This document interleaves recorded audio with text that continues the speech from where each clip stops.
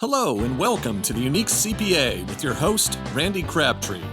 We're committed to creating a thriving community of accounting professionals who are physically and mentally healthy, fulfilled, and energized by their work.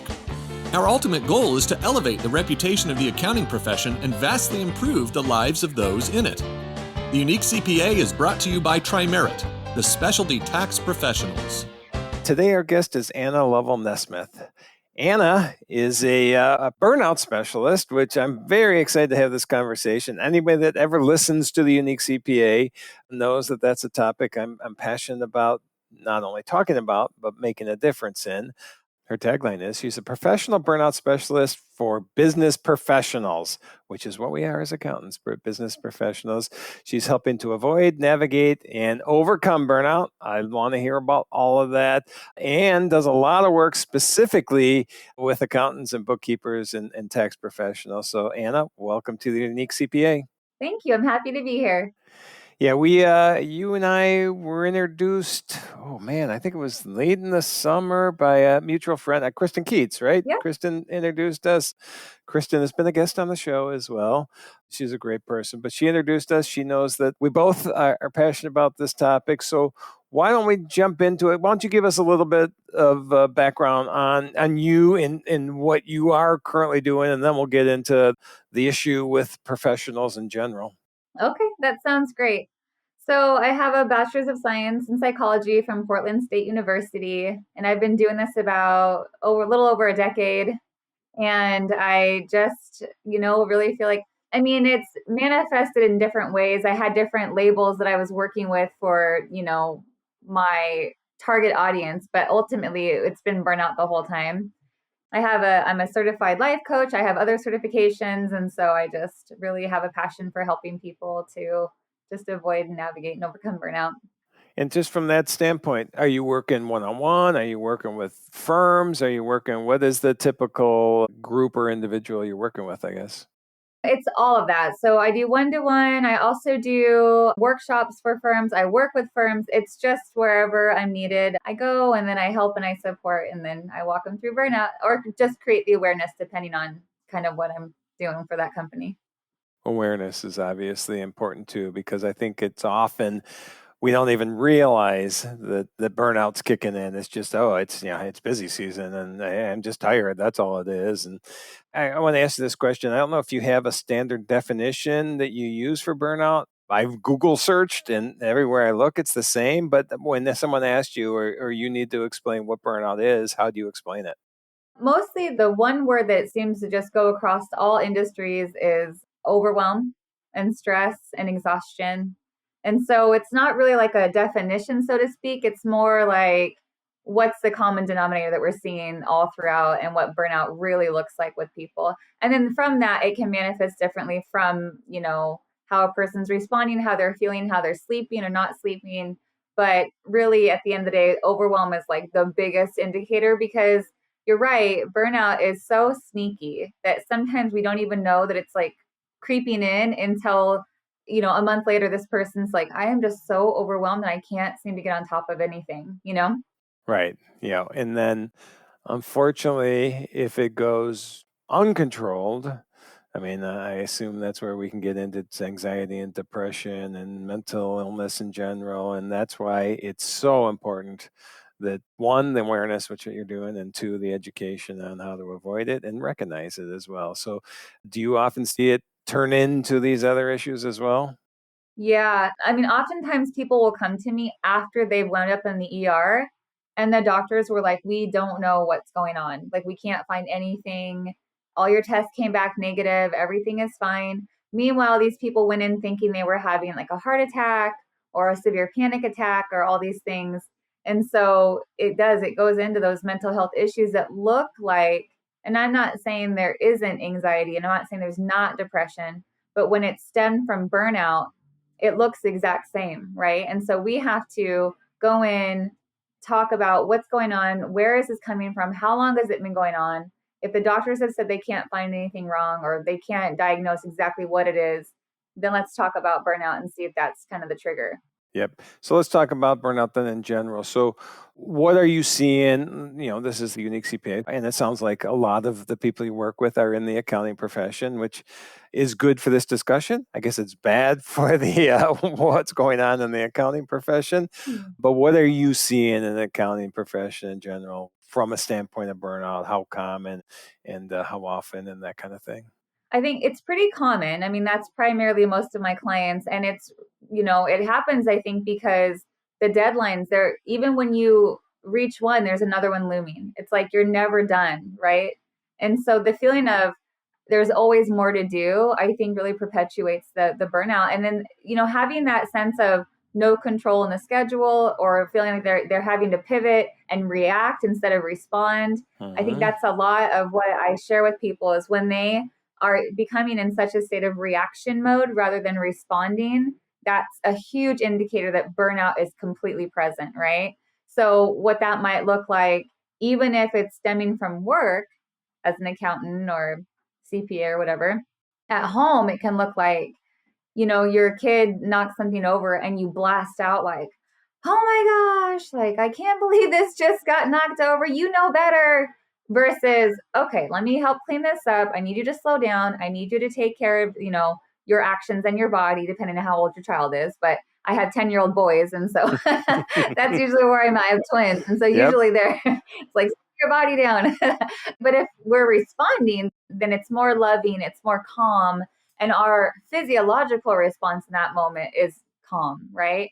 But when we're reacting and we have burnout, everything is amplified and our heart starts to race and our stress level goes up and we're blasting out at our kids or our spouses or whoever, and it gets really loud, right? And so you see that a lot in the industry with accounting and stuff because the never ending deadlines, the fact that there's always more to do. You're dealing with people, and if they're not getting their documents to you, but you're at the deadline, then you're put in a really uncomfortable position. And then they come back and they get mad because the deadline wasn't met. And it's just, it can be a very big mess dealing with so many personalities, as well as trying to have your autonomy in your schedule, meeting the deadlines, and then not being provided the proper documentation from clients or whatever the situation is. So then, obviously, we're looking at it as it being fairly prevalent in the profession, which there's statistics out there and they're all over the place. But I think one of them I saw is that at some point in their career, 50% of accountants think they've gone through burnout. I mean, that's a high number, and that's probably even higher than that. I don't know. Do you have stats on that at all? I don't have any stats that are current. The last time I pulled was like 2 years ago, and it's so different now. Yeah. You know what I mean? It's so much different. It seems like, have you seen that burnout has become more prevalent in that last few years that you're talking about? Yeah, I mean, significantly. I mean, it's just because of everything that we've been through. And then again, the deadlines, and there was so many changes in 2023. They changed so much of what they wanted, how they wanted. So it was a lot trying to always keep up, Oh, yeah, for sure. So, okay. So now we kind of identified what it is, identified that it's way too prevalent, but now you're going to go out and you're going to fix us, right? And so how do you do that? What's a typical, process you go through? Because honestly, I was looking at your LinkedIn and it says 100% success rate. I help business professionals navigate and overcome burnout and transform their life. So let's talk about that process then that you help people go through to get past this. Yeah. So when I'm working with one-to-one, usually it's a really focused 12-week program that we work through, and it's a high touch value where I'm really walking alongside of them. I'm checking in with them biweekly. They're full Voxer support. There's a lot of support that helps them slow down, and then I offer them bite-sized homework is what I call it.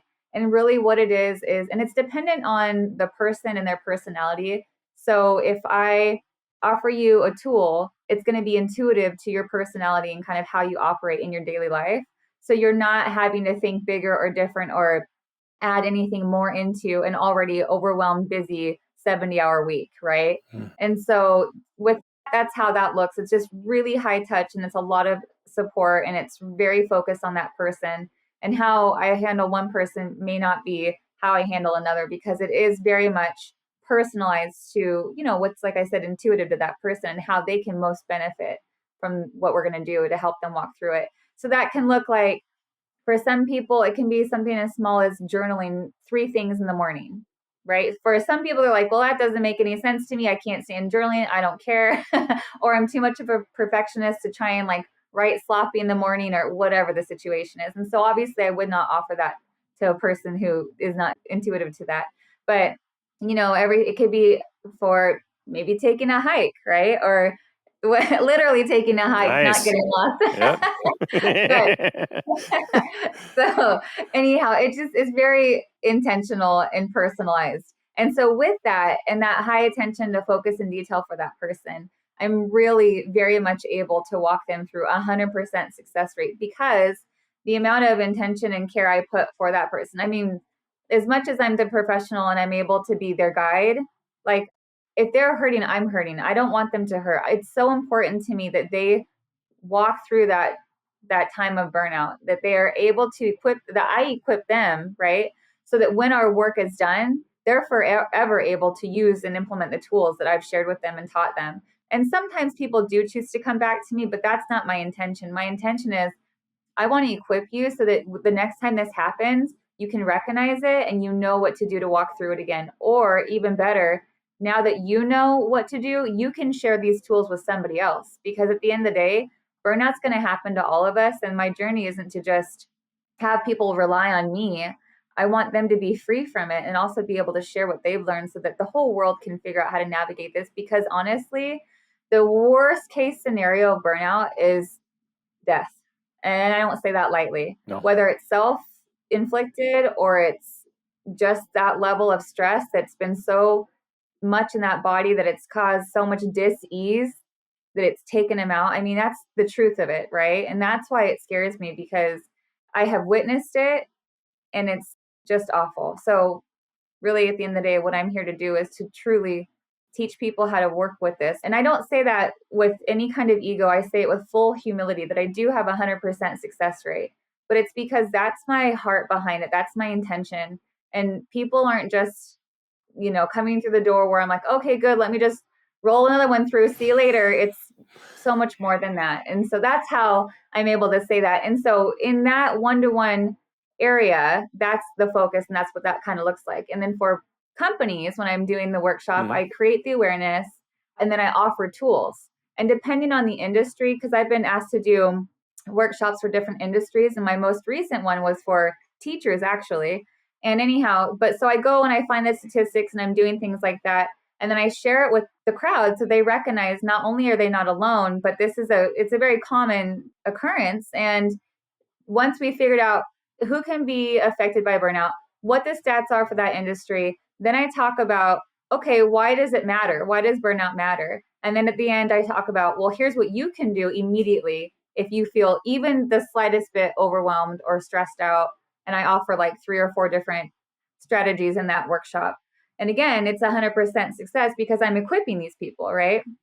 Yeah. So what I see in our profession, accounting, and I agree, it's not just accounting. In fact, last week I was in the Dominican Republic doing a burnout presentation for the construction industry, which I don't know if you've ever dealt with construction. I haven't. When you look at the statistics there, it is, you were talking about suicide before. The suicide rates are very high in the construction industry. And for that, it was difficult because it's almost, you had to do one-on-one with people, I think, for this, because in the construction profession, you have somebody in the field has a lot different stressors than somebody in the office, than somebody that owns it.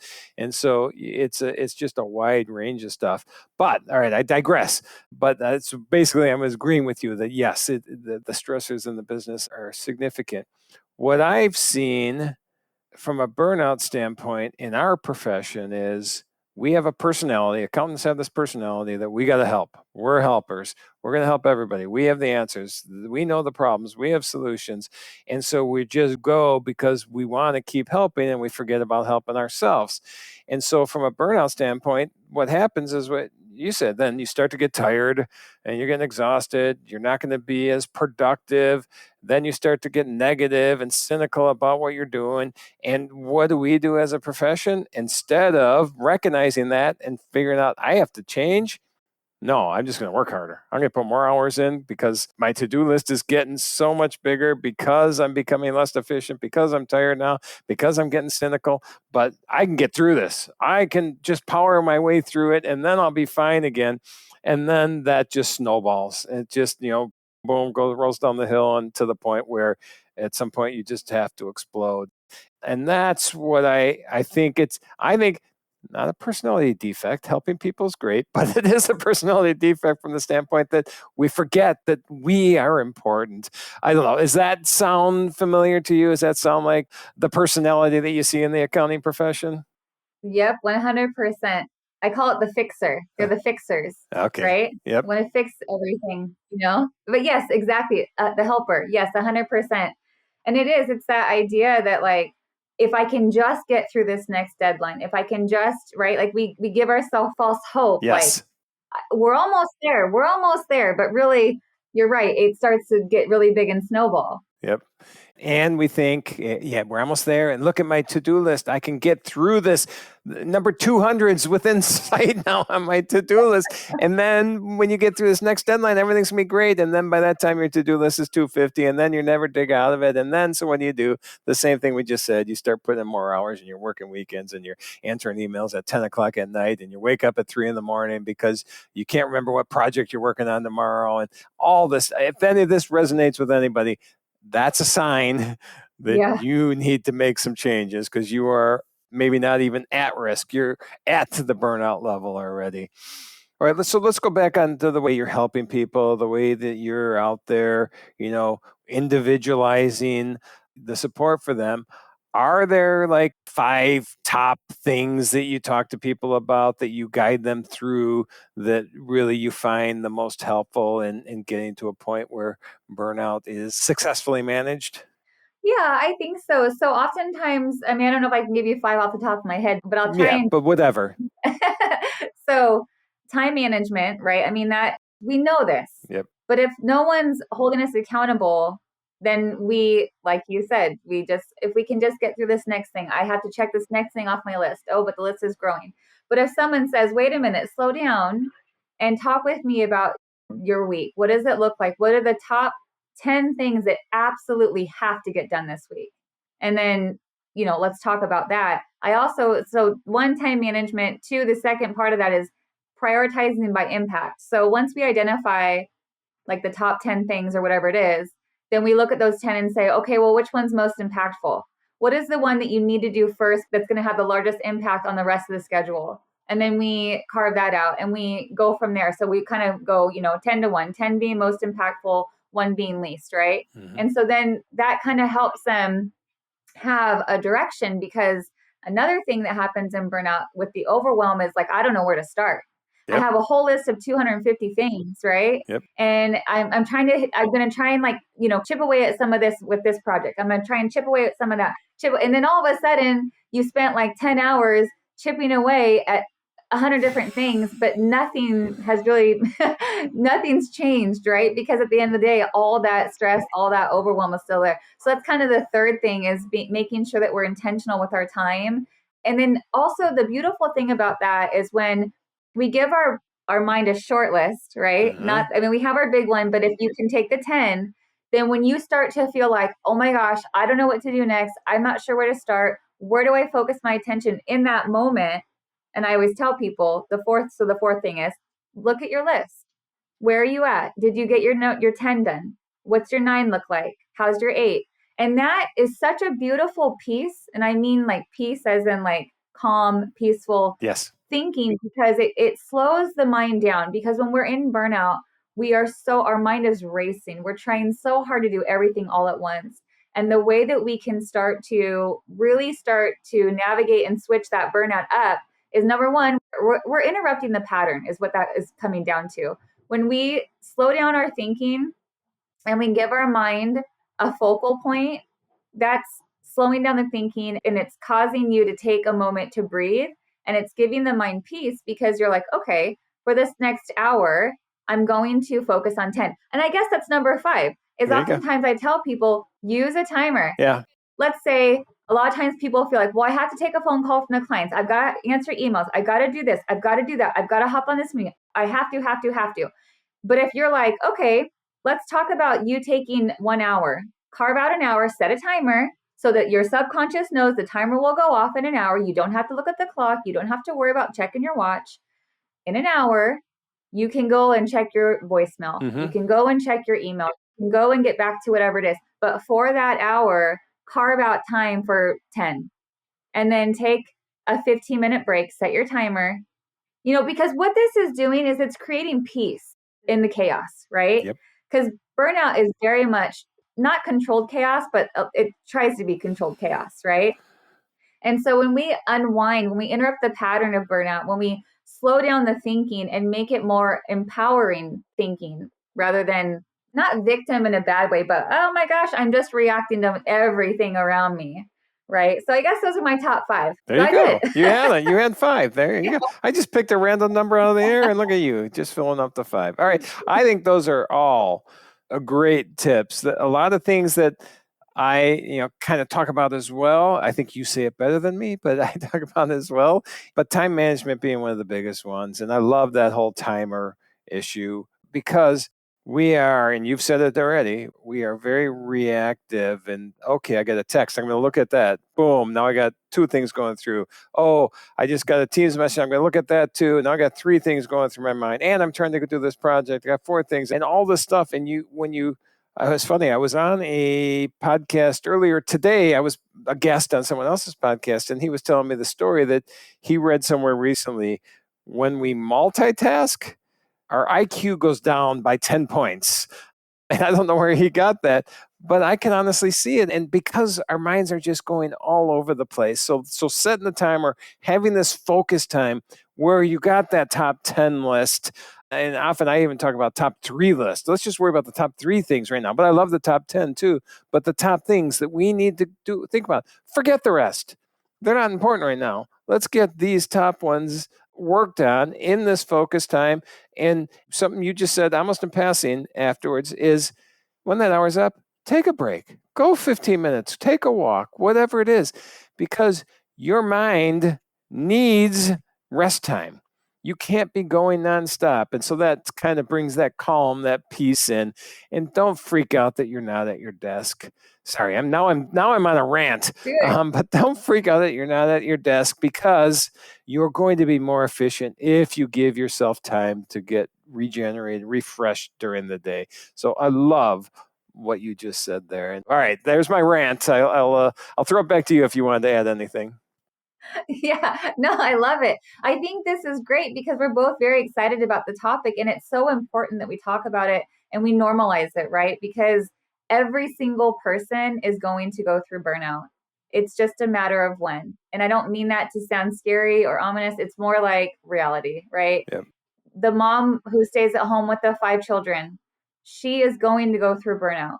Even though that sounds counterintuitive, and I know that as a mom, the business owner, the person who's bagging our groceries, the person who, is literally anywhere in life. I mean, maybe in some other part of the world where the culture is very peaceful and calm and still very much dependent on the land, maybe that burnout won't be happening there. I don't really know. But I think Finland's the happiest country, so maybe there. Well, I actually just heard about I don't know if it was Finland or Switzerland, but one of them, they have a burnout clinic. They've legally recognized burnout as like a psychological support needed. Oh, wow. And so they have a clinic out there. And I don't remember if it was Finland or Switzerland, but it was out there somewhere. Okay. So, but you're right. That's the thing is when we can learn tools, right, that help empower us, then that helps rewind and undo some of that stress. And when we can quiet our mind, it's almost like active meditation, right? If we know we have 1 hour just to commit to whatever the task is, and on that hour, the timer will go off so we don't have to check. We can trust that our, tools are working for us. We can just be in the moment. And that's, I think, another thing that's so important is I talk a lot about how burnout is like a thief in the night. It like comes and robs you of your sleep, steals your happiness, steals your joy. It's like the villain. Yes. That's how, but really it is. No, you're right. I love it. And so, right. And so when we recognize that like it's very sneaky, it can almost seem seductive at first, right? Because some people get a high like, I just pounded out like 15 things today and they were huge. And my boss was like, whoa, that's amazing. Or the client was like, wow, that was phenomenal. And then you get excited like, oh my gosh, I'm like Superman. I can do this and I can give me more. What else you got? And then all of a sudden it's like, boom, burnout. And it's like, what is happening? I'm void of joy. I feel miserable. I'm cynical. I'm frustrated. I'm angry. My health has taken a toll. I'm not sleeping. And it's because all those things have been robbed of us because burnout's like that thief that comes and takes it and you don't even know it, right? Because until sometimes it's too late. And it's sneaky. Mm-hmm. I mean, burnout is such a thing. And I'm grateful too because there are people like you in the world and myself in the world, and we're sharing about this and saying, look, it's okay. We're going to go through it. I've been through it. I know how it feels. And I know how scary it can seem. I know how heavy the world can feel and how alone, right? Mm-hmm. A lot of times we feel alone, like, well, Bob over there seems like he's got it all figured out. And I'm sitting here feeling like I don't even know which way's up, right? I mean, it's such a mess. Yep. So when we can bring clarity and we can bring peace and we can bring tools to equip people and empower them and let them know that burnout is just a part of life. The difference from one person to the next isn't the burnout, it's what we do with it. Do we seek help and do we, empower ourselves to figure out how to walk through this? Or do we suffer in silence and feel like, well, no one else feels this way? Because that's a lie. That's a lie. Everyone feels that way.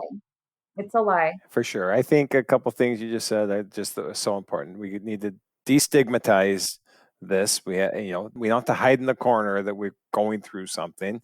Demystify the fact that it's okay to reach out for others for help. Somebody like you or a therapist or whatever. That's not a sign of weakness. Not at all. And that's what we're afraid of. And then vulnerability. If you are going through something or you have in the past gone through something, sharing your struggle, your journey, how you came through it is one of the biggest tools I think you have, especially, I was going to say as a leader, but as just a human.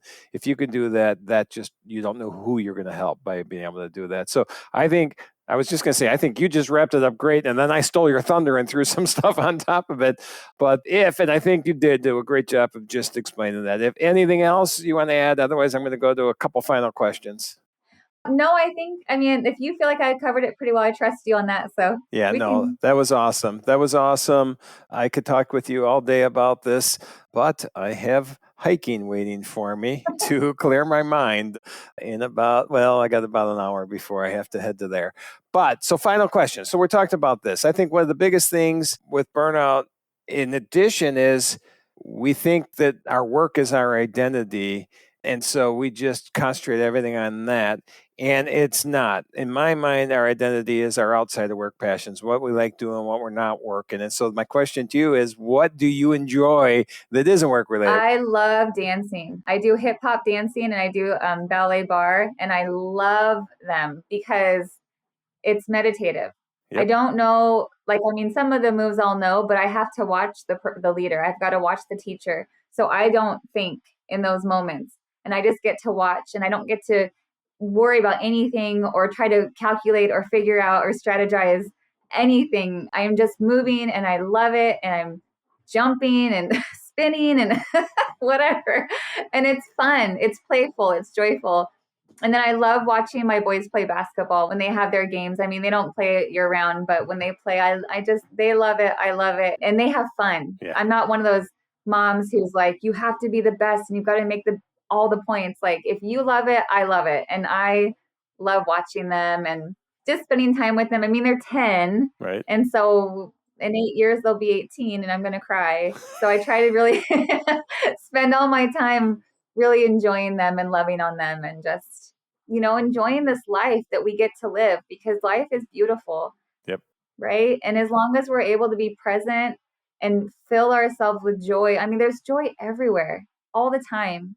It's a matter of perspective, and it's if we're able to see it because we're free from burnout or we're experiencing it, Yep, I agree. And we're going to give kudos to Kristen Keats for trying to bring joy to accounting, because that's her theme. And we both said joy a few times. And I think that's so important. Find the joy in anything you do, whether it's work or outside of work as well. I preach that all the time. Find the joy with what you're doing at work too, and that'll help too. Well, one last question then. If anybody wants to find out more about your program and what you're doing, or just see what you're doing in general, where's a good place for them to look? I do everything on LinkedIn. So that's my platform. It's easy. It's one-stop shop. So you can just Google or search my name. I'm the only one, Anna Lovell-Nesmith, and I'll pop right up and you can see I post on there frequently. And so oftentimes I offer advice or offer tools, and they can message me or email me or book an appointment and I offer free strategy calls. So they could, if they're like, I'm not sure if I'm going through burnout, but I don't want to, dish money out to something I'm not even sure about. You don't have to worry about that. First call is always complimentary. So. All right. Well, awesome. Well, Anna, I love the conversation. I enjoyed it. I don't love the fact we have to have the conversation, but I love the fact that you're out there helping and making a difference in people's lives. So thank you for being on the show. Thank you very much. I had a great time. Thank you. Thank you for joining us today on the Unique CPA. You can find the show notes for today's episode and learn more about TriMerit at theuniquecpa.com. Remember to subscribe and leave a 5-star rating on your favorite podcasting app. And join us next time for more expertise and insights on the Unique CPA. Professionalproductions.net